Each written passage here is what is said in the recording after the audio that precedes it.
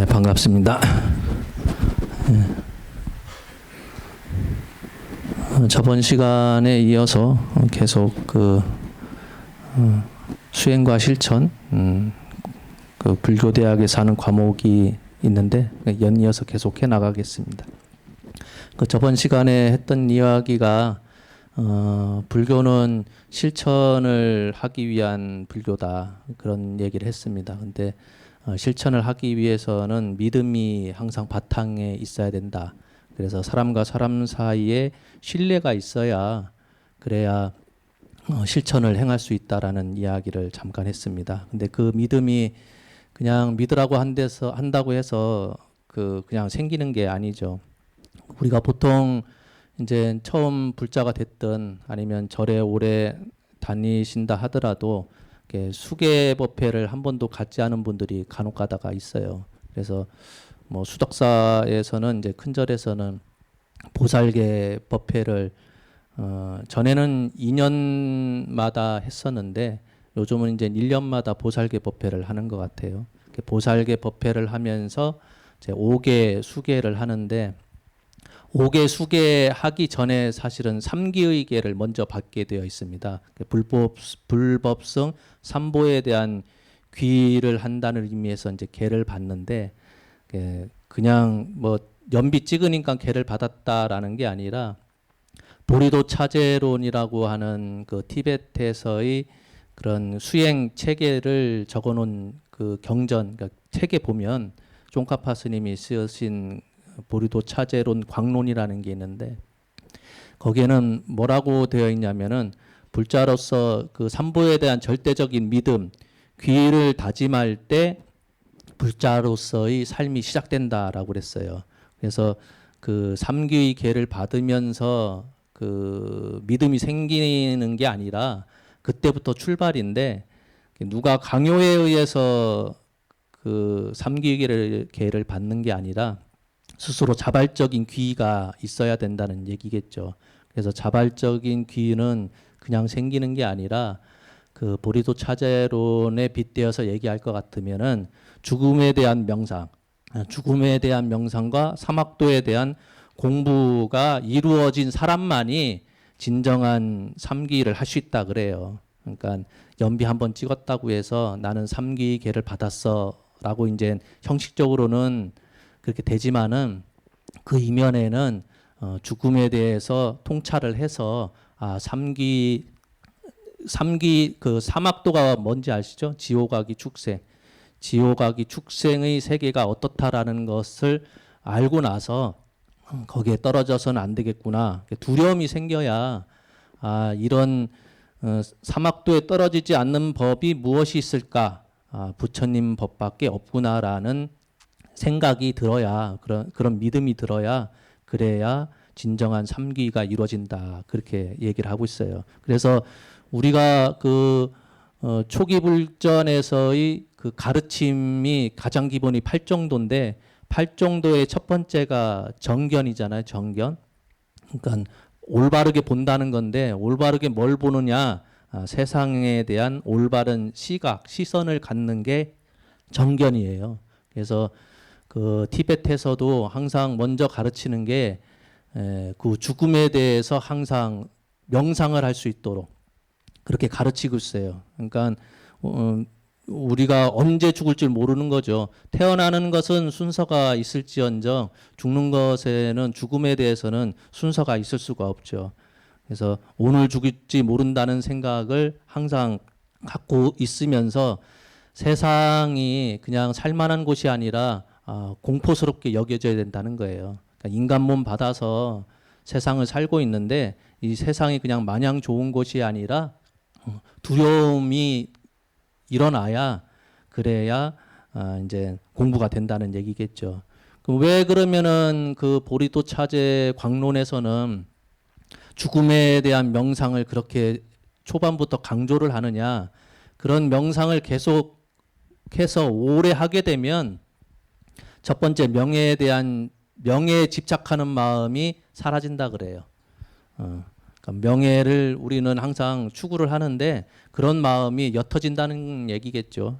두 번째가 재물욕이 없어진다고 그럽니다. 물건에 대한 욕심, 소유에 대한 욕심이 좀 옅어진다고 그래요. 당연히 그런 마음이 들면 삶이 반듯할 수밖에 없죠. 그러니까 우리는 청정계율이라는 표현을 쓰는데 생활 자체가 반듯해질 수밖에 없다는 거예요. 그렇게 되면 당연히 공부하는데 게으름을 피우지가 않죠. 그렇게 되면 내 마음 속에 무엇이 일어나느냐? 종교심이 일어난다고 그래요. 종교심. 종교에 대한 마음이 일어난다는 거예요. 그래서 이런 종교심이 일어난 사람을 요즘 현대적인 이야기로 표현할 것 같으면 존재를 중요시하는 사람이라고 표현을 해요. 요즘 시대에 맞는 단어가. 그럼 존재가 뭐냐? 사람들이 세상을 바라보는 시각은 딱 두 가지입니다. 큰 틀에 있어서는. 그게 뭐냐? 세상의 가치를 소유에 방점을 두는 사람. 많이 가져야 내 거를 만들어야 좋다라고 여기는 사람이 있고, 또 한쪽에서는 있는 것 자체, 존재 자체에 가치를 두는 사람들이 있어요.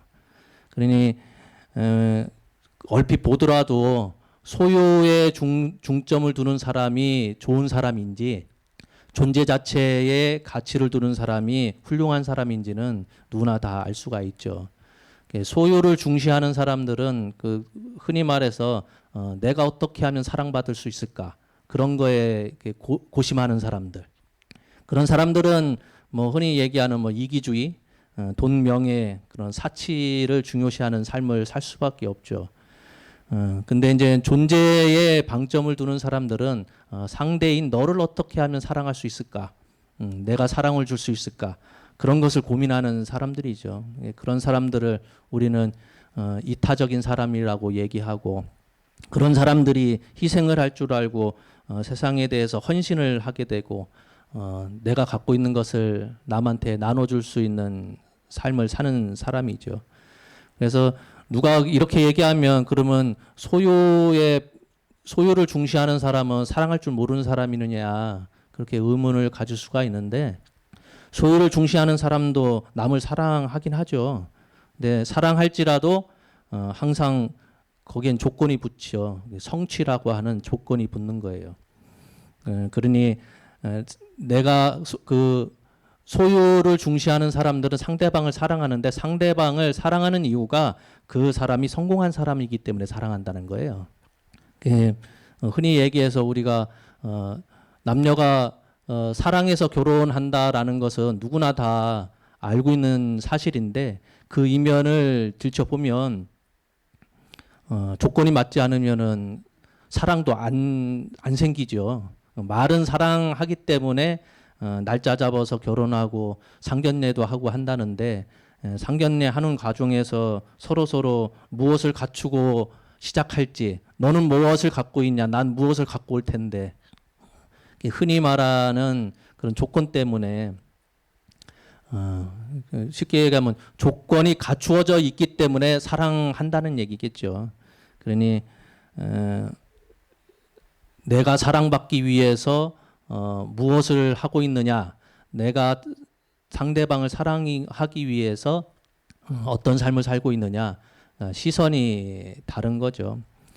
1980년부터 2022년까지 근 43년간에 걸쳐서 세계 가치관 조사라고 하는 것을 8번에 걸쳐서 한 적이 있습니다. 그게 뭐냐면은 일반 부모들한테 물어봤어요. 자녀에게 가르칠 덕목, 가르칠 만한 자질이 있을 것 같으면 5개만 골라봐라. 다 가르칠 수는 없으니까 여러분들 자녀한테 이것만은 좀 갖춰줬으면 좋겠다, 가르쳤으면 좋겠다 하는 것을 5가지만 꼽아봐라 하면서 근 43년간에 걸쳐서 8번에 걸쳐서 조사를 한 게 있습니다. 근데 우리나라도 했겠죠. 우리나라도 했는데 다행히도 세계 평균보다 높은 게 있어요.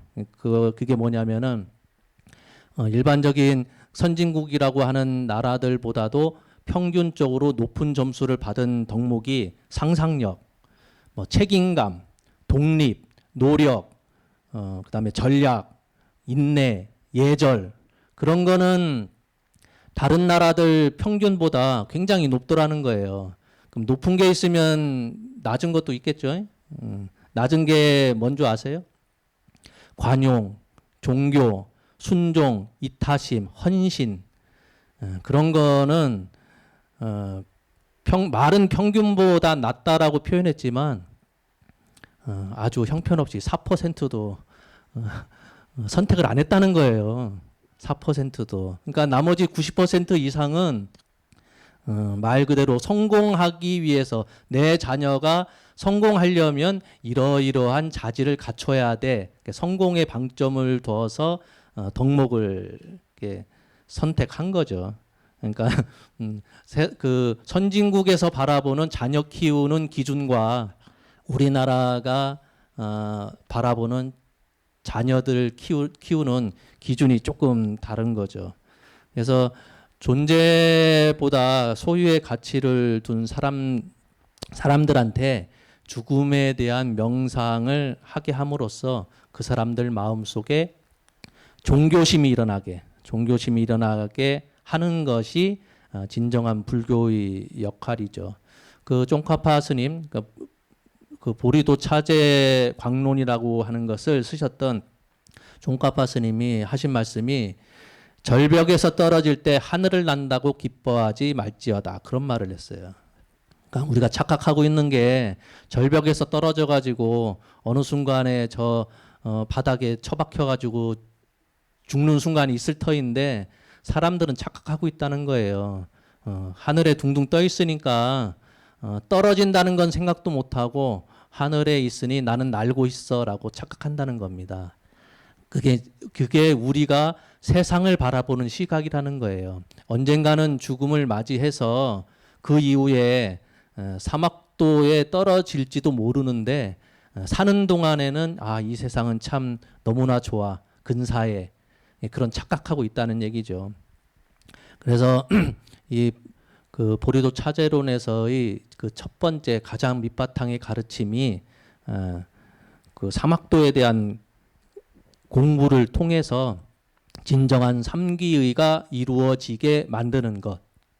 그러니까 삼기의가 먼저 이루어져야 공부를 시작할 수 있다는 얘기겠죠. 그래서 믿음의 토대 위에 이루어진 것이 실천이지 그냥 몸으로 뛰고 마음이 움직인다고 해서 실천할 수 있는 게 아니라 그 바탕에는 항상 믿음이 깔려져 있다는 거예요.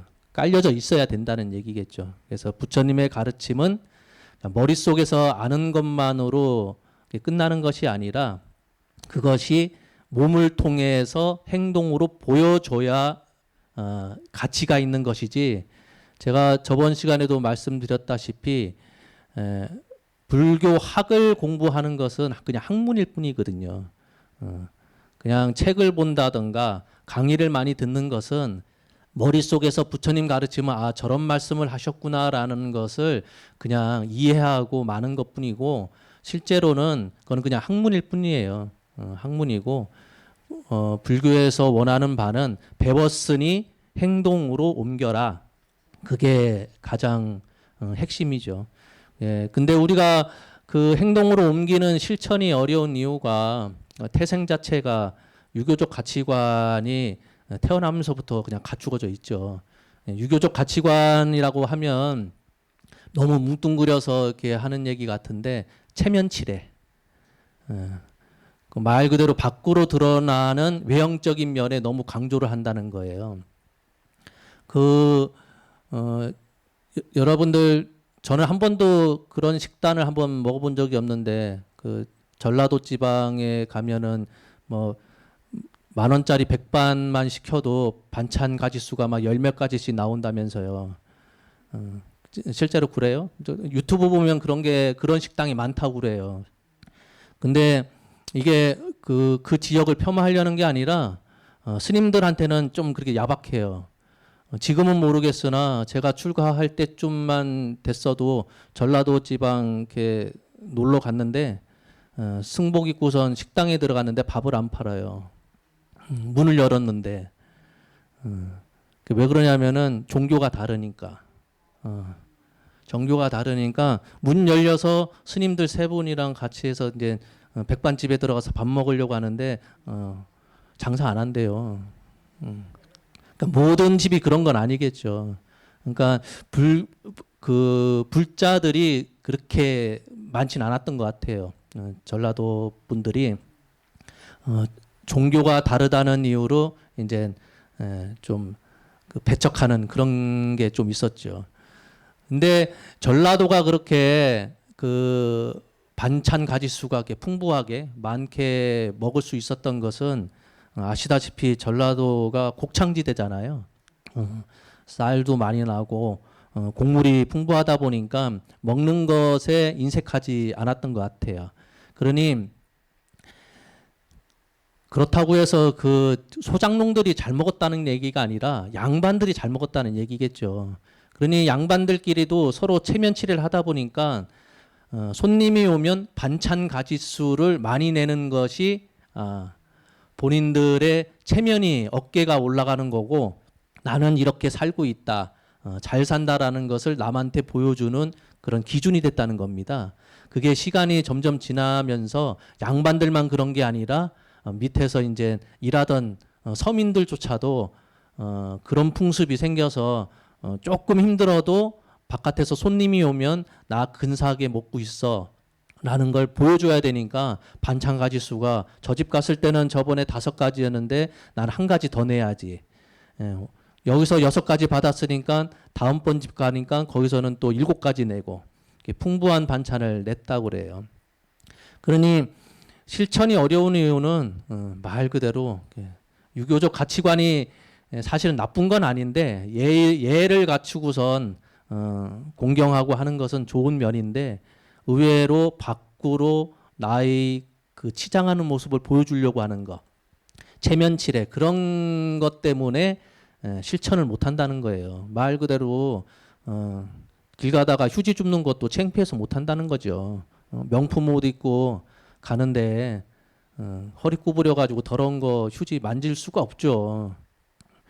그리고 생활 습관 또 우리가 지금까지 계속 얘기해왔던 소유의 방점을 둘다 보니까 물질에 대한 중요성 그런 것만 강조하다 보니 몸으로 실천하는 것에 그렇게 큰 가치를 사람들이 두지 않는 거죠.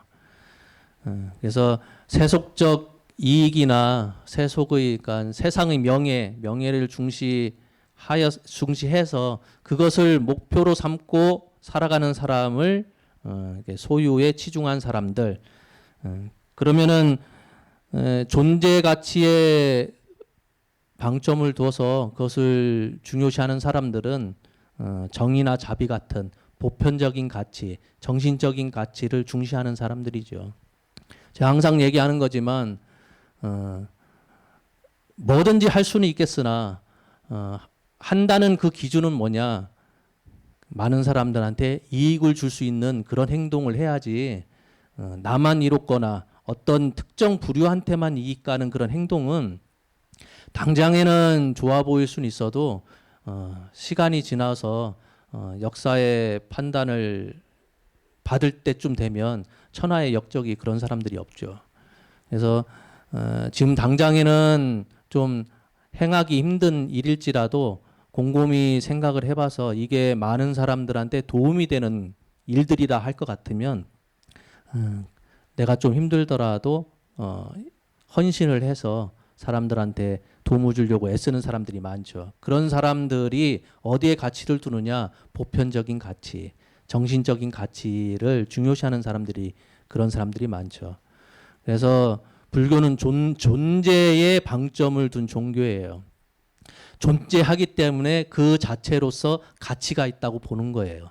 바깥에 굴러다니는 돌도 우리가 쓰질 않기 때문에 별 볼 일 없는 돌덩이처럼 보이지만 저것이 모여가지고 우리가 사용하는 이런 건물도 짓는 거거든요.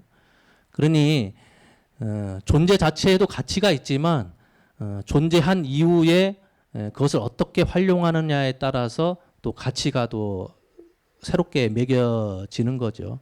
그러니 그냥 마냥 내 거로 만든다고 해서 중요한 것이 아니라 있는 그대로 바라볼 줄 알아야 된다는 겁니다. 그때 뭐 제 기억에는 얼핏 스쳐 지나간 기억인데 그 이경규 씨인가요? 개그맨?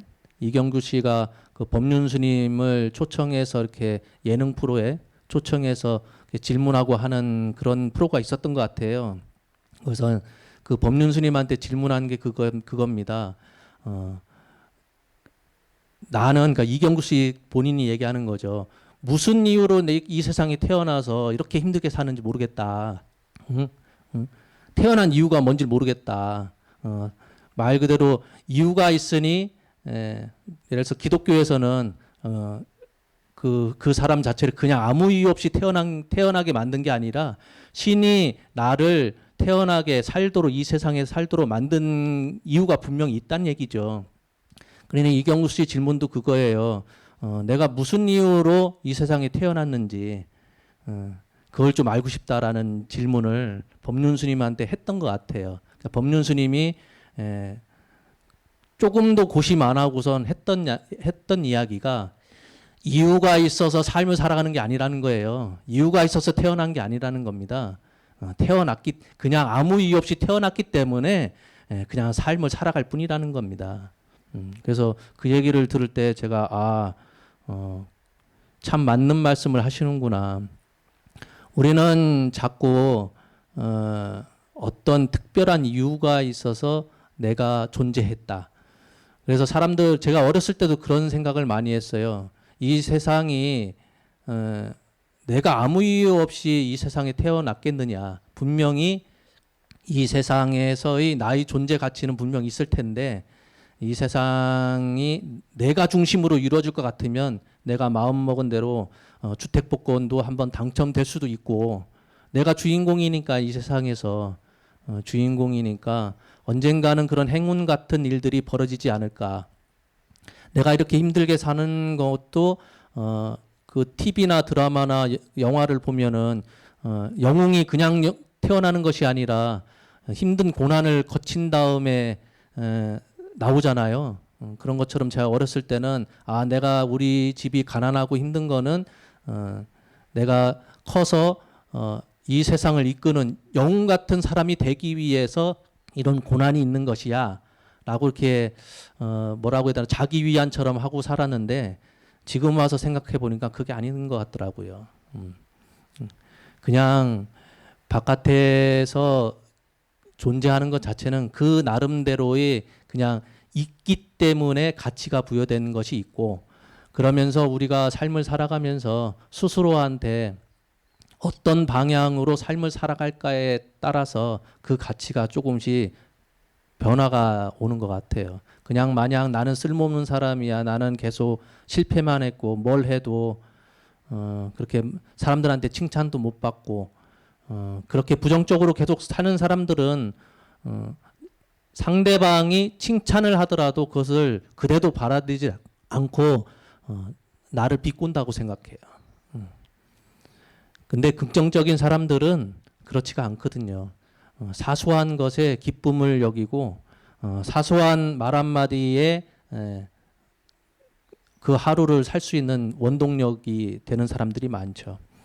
그러니 불교는 실천의 종교이면서 보편적인 가치, 정신적인 가치를 중요시하는 종교다라는 말씀을 드리고 싶습니다. 다음 시간에는 그러면 보편적인 종교로서 불교가 어떤 그 역사적인 과정을 거쳐왔는지에 대해서 잠깐 설명하도록 하겠습니다. 짧은 시간 뭐 그래도 일요일 날 이렇게 찾아주셔서 너무나 감사합니다. 고맙습니다. 마치겠습니다.